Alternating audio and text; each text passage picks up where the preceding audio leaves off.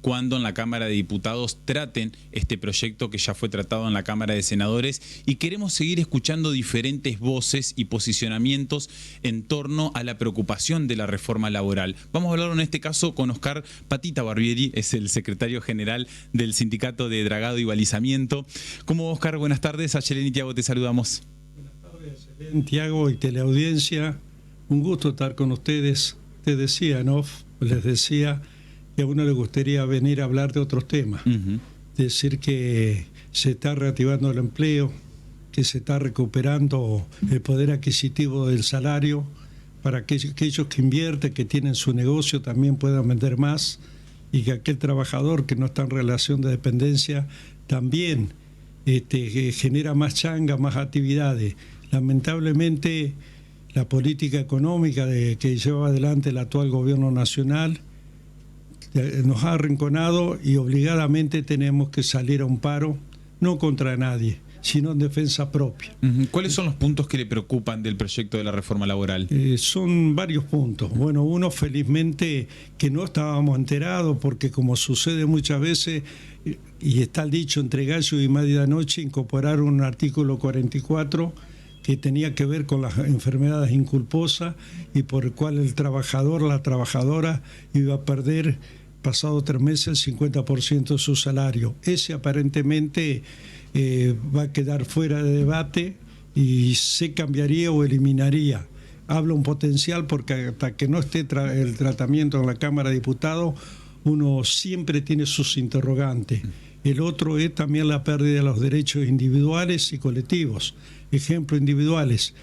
Con la ley que rige actualmente, usted en su lugar de trabajo lo cambiaban de la tarea y demás por un lugar que no estaba preparado, porque por ahí tenía también alguna alergia o algo, y entonces realizaba un recurso de amparo y recuperaba su lugar original. En esta ley le dan el derecho a que usted pueda considerarse despedido.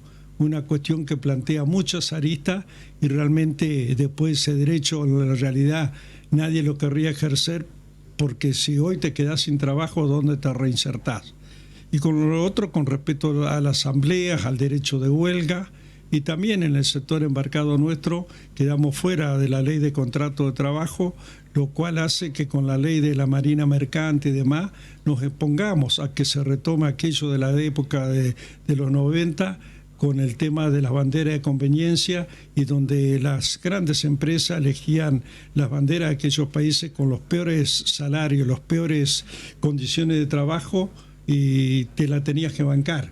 Incluso hasta con cuestiones de los gastronómicos, demás, totalmente distintas, como te pasaba con las tripulaciones filipinas y demás, que ellos comían la carne del perro, fundamentalmente les gustaba. Digo, esto fue real, nos pasó, y hoy estamos en un riesgo potencial que todo eso suceda, también con salarios irrisorios, más de lo que están actualmente, porque también nos preocupa la pérdida del poder adquisitivo del salario, de la devaluación asimétrica que se hizo en diciembre del 2023, donde se perdió el 60% del poder adquisitivo del salario. Aún no nos hemos recuperado, salvo honrosas excepciones, afortunados esos trabajadores, el resto pasa esto, y con esta ley nosotros creemos que no se va a generar empleo. Si los servicios como la energía eléctrica, el gas, siguen encareciéndose, abrimos, como se ha abierto en forma indiscriminada, las importaciones. Se pueden abrir las importaciones para bienes de capital o para algunos insumos para reparar la maquinaria, pero cuando yo abrí en el elemento del consumo masivo y demás, no podés competir con los chinos, otras grandes empresas del país. Y como decían hoy los 3 secretarios generales de la CGT Nacional, si miramos tanto a Norteamérica, Norteamérica es un país proteccionista. Incluso el Estado juega un rol importante. Fíjense que los avances tecnológicos y demás han sido financiados por el Pentágono o por el Tesoro o por el gobierno de Estados Unidos. Así que de ese lado tenemos varias preocupaciones. También la forma del pago de una parte del salario, que no es considerado como remuneración, pero tiene que ver con algo que ya estaba, pero que realmente se refuerza ahora con la posibilidad que te paguen con especias o servicios. Es una cuestión que nos preocupa enormemente y nosotros queremos apostar al trabajo y la producción argentina. Queremos estar en una mesa, pero para conversar y discutir en serio. ¿Y qué queremos en nuestro país?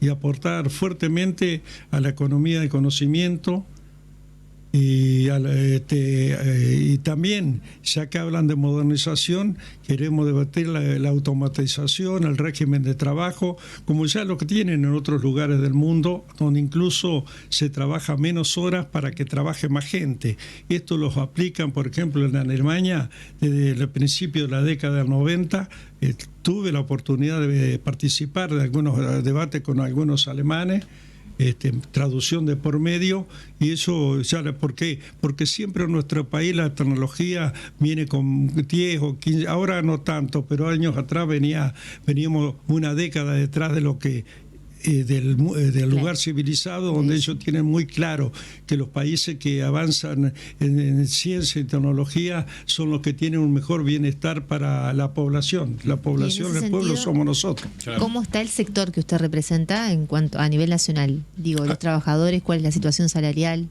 Bueno, tenemos dos cuestiones muy marcadas.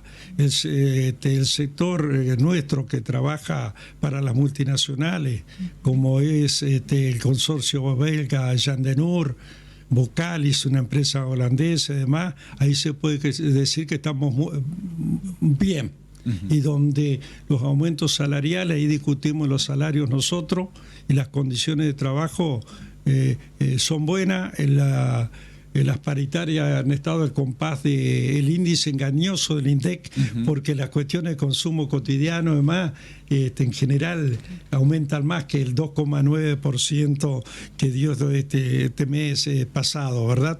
Después hay algunas empresas argentinas que ahí tenemos algún convenio especial, porque también la realidad nos indica que estas multinacionales que tienen trabajo de dragado en todo el mundo tienen otro tipo de potencial. Y después el remanente que queda entre el Estado, eso no lo negociamos nosotros los salarios, lo negocia UPCL en el orden nacional, porque de la época de los 90 hay el signatario de esto y por ahí ATE que firman de conformidad, pero quien realmente discute, y los salarios han quedado muy atrasados. El año pasado, mientras la inflación reconocida fue del 26%, y el acumulado en el 2025 fue un aumento salarial en total del 14%. Entonces, estas cuestiones hay que demarcarlas. Nosotros, me pregunta, lo que es el viejo Ministerio de Obras Públicas en el puerto, siempre hablamos de un proyecto de desarrollo urbanístico y también de un polo de desarrollo científico, tecnológico, que tuviera que ver con los fluvios marítimos y demás, porque los paranaenses nos merecemos también este tipo de desarrollo. Lamentablemente, la voz de los trabajadores, lo que pretendemos hablar en serio, pasa a ser campana de palo durante los distintos gobiernos de turno. Oscar, hace poco tiempo el gobierno provincial y la municipalidad de Paraná anunciaron el traspaso del terreno del puerto del gobierno nacional o del ámbito nacional hacia lo local. ¿Han conocido detalles de este proyecto? ¿Han tenido algún avance? ¿Cuál es el posicionamiento y la opinión que tienen al respecto? Nosotros, insisto, queremos estar en la discusión del destino que se le va a dar a ese predio, que de todos los argentinos, de todos los paranaenses, para un desarrollo con inversión, por supuesto, del capital privado también, una parte del Estado y también una sala histórica, un museo histórico, porque fijémonos, nosotros crecimos a partir del río. Tuvimos el Puerto Viejo, que era la zona de desarrollo en aquellos tiempos con hoteles y todo, estoy hablando de 1850 a 1877, después tuvimos el puerto de Bajada Grande hasta 1904 y luego el Puerto Nuevo de Paraná, y en gran parte de eso trabajó la gente de Vía Navegable y Ministerio de Obras Públicas. Y fíjese que no hay ningún testimonio físico de todo eso. Los países desarrollados tienen su parte histórica y su parte nueva. nosotros parece que si no es la modernización o el olvido, no hay un término medio como proponemos nosotros. ¿Avances no hubo igualmente No, en este último tiempo? a su respuesta concretamente, estuvimos el día que fue el gobernador, la Sí. intendenta, y sintéticamente le expresamos nuestra mirada a los pocos que estábamos allá adentro, una cuestión que la intendenta sabe de la época que su esposo José Carlos Halle era intendente, donde le sacamos una propuesta un poco distinta porque era distinta a nuestra situación Sí, también, se entiende, ¿verdad? se entiende. Pero hasta el momento concretamente no ha habido avance, no tiene una sesión, no hay una documentación que le digan que es para un permiso de uso, una sesión. Ojalá se la dé con nosotros adentro, los vecinos adentro, porque incluso actualmente consideramos que con poca inversión se puede mejorar todo eso. Sería muy bueno, sería muy bueno. Y está prácticamente el camino abierto que une a la Costanera con vías navegables y Puerto Sánchez. Claro, sí, interesante. Sí, sí. Es interesante, ¿no es cierto? Por eso nosotros pedimos, insistimos. Mire, quien les habla es una persona que, aparte de reírnos un rato, más porque uno no pierde el buen humor, hemos presentado propuestas en serio. Un ejemplo de ello es la escuela número 100 de Sí, Puerto eso Nuevo.